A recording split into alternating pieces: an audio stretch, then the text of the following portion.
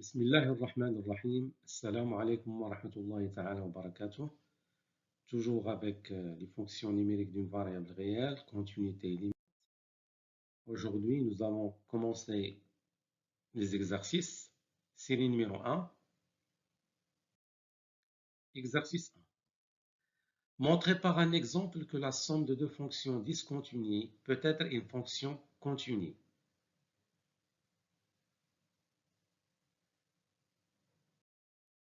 Alors la solution. Prenons les deux fonctions suivantes, f de x partie entière de x et g de x égale x moins partie entière de x. Alors f, elle est discontinue en 1, car la limite de f de x lorsque x tend vers 1 à gauche, elle est égale à 0. Parce que lorsque x tend vers 1 à gauche, la fonction f de x qui est égale à partie entière de x, elle est égale à 0. Et donc, la limite de f de x lorsque x tend vers 1 moins égale à 0. Mais 0, il est différent de f de 1 qui est égal à 1. La partie entière de 1 égale à 1. De même, la fonction g, elle est discontinue en 1, car la limite de g de x lorsque x tend vers 1 moins, c'est-à-dire à gauche de 1, de g de x égale à 1. Pourquoi? Parce que lorsque x tend vers 1 moins, ou bien lorsque x se trouve à gauche de 1, g de x est égal à x moins la partie entière de x. Et la partie entière de x, lorsque x est inférieur à 1, par exemple, si je prends x entre 0 et 1, partie entière de x égale à 0. Donc, g de x, ça va être égal à ax lorsque x appartient à l'intervalle 0,1. Et donc, la limite de g de x lorsque x tend vers 1 moins est égale à 1, qui est différent de g de 1, parce que g de 1 il est égal à 1 moins partie entière de 1 égale à 0. Donc, la fonction g, elle est discontinue en 1. Par contre, la fonction f plus g, elle est continue en 1, puisque f de x plus g de x égale à x, quel que soit x appartient à R. Et nous savons que la fonction f de x égale à x, elle est continue sur R. Exercice 2. Montrer que si une fonction f est continue, alors il en est de même pour la valeur absolue de f. C'est-à-dire que si f est continue, la valeur absolue de f, elle est continue. Solution. Première méthode. Soit f est une fonction continue sur R, on sait que la fonction g de x égale la valeur absolue de x est continue sur R. Donc la fonction composée, bon ici on utilise le théorème de composé, le composé de deux fonctions continues est continu, donc g en f il est continu sur R.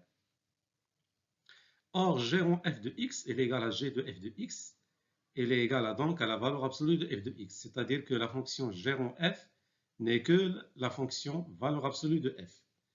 Ceci montre que la valeur absolue de f est continue sur R. Deuxième méthode, on va utiliser la définition de la continuité en un point. Alors, soit f est une fonction continue sur R et x0 appartient à R. On a donc, puisque f est continue en x0, quel que soit epsilon positif, il existe alpha positif, quel que soit x appartient à R. Si la valeur absolue de x moins x0 est inférieure à alpha, alors la valeur absolue de f de x moins f de x0 il est inférieure à epsilon.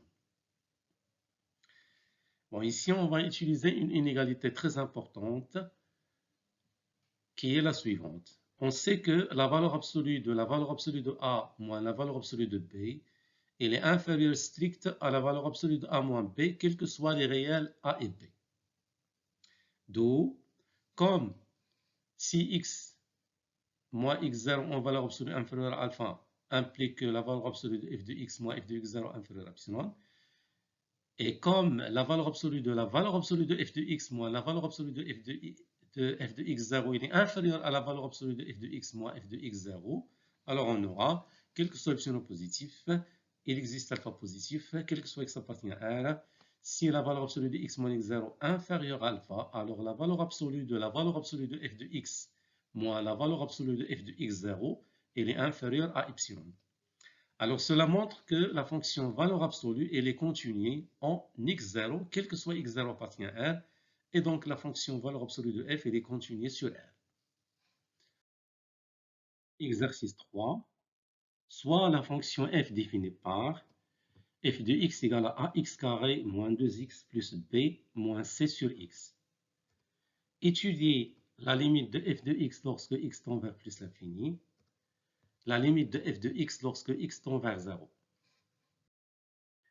Alors la solution, commençons par l'étude de limite de f de x lorsque x tend vers 0.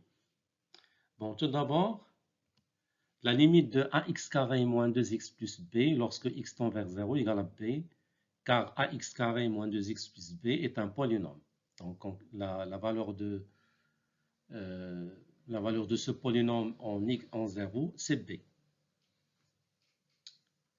Alors il reste maintenant le terme moins c sur x.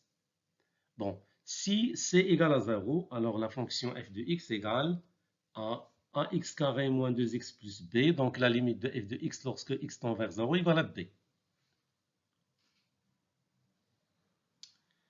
Alors maintenant, si c est différent de 0, si c est différent de 0, alors la limite de c sur x lorsque x tend vers 0 égale à l'infini. Et ça dépend de signe de c, et ça dépend de quelle limite pour 0. Est-ce que la limite à droite ou bien la limite à gauche? Par exemple, supposons que c est strictement positif. Alors c il est strictement positif. Alors la limite de 1 sur x, on le sait. Lorsque x tend vers 0 moins, c'est moins l'infini.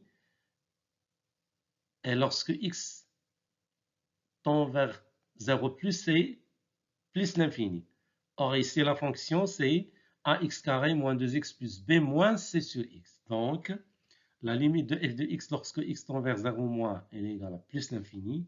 Et la limite de f de x lorsque x tend vers 0 plus, de f de x égale à moins l'infini. De même, si c est inférieur à 0, strict, alors la limite de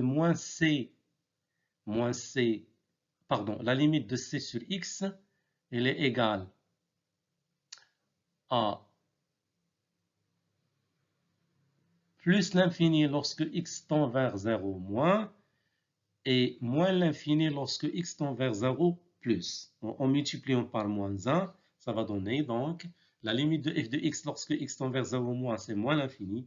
Et la limite de f de x lorsque x tend vers 0 plus, c'est plus l'infini. Étude de limite de f de x lorsque x tend vers plus l'infini. Alors en mettant en même dénominateur, on aura f de x égale à x à la puissance 3 moins 2x carré plus bx moins c sur x. Alors si a est différent de 0, donc la limite de f de x lorsque x tend vers plus l'infini est égale à la limite de ax3 sur x lorsque x tend vers plus l'infini. Donc ici, on prend le monôme de plus haut degré. Bon, ici, c'est toujours x, mais ici, c'est ax3. Bon, dans le cas où a est différent de 0. Donc, en simplifiant ici par x, on aura, c'est la limite de ax carré lorsque x tend vers plus l'infini. Donc ici, on va discuter selon le signe de a. Bon, bien sûr, si a est strictement positif, alors la limite de ax carré, c'est plus l'infini. Donc, on aura la limite de f de x lorsque x tend vers plus l'infini égale à plus l'infini. Et bien sûr, si a est strictement négatif, alors la limite de f de x lorsque x tend vers plus l'infini égale à moins l'infini. Alors maintenant, si a égale à 0, lorsque a égale à 0, on aura la limite de f de x lorsque x tend vers plus l'infini, c'est la limite lorsque x tend vers plus l'infini de moins 2x carré sur x. Alors maintenant, le monôme de plus haut degré devient moins 10x carré qu'on divise par x. elle est égale à la limite lorsque x tend vers plus l'infini de moins 2x, en simplifiant par un x ici, et lorsque x tend vers plus l'infini, nous savons que moins 2x, elle tend vers moins l'infini.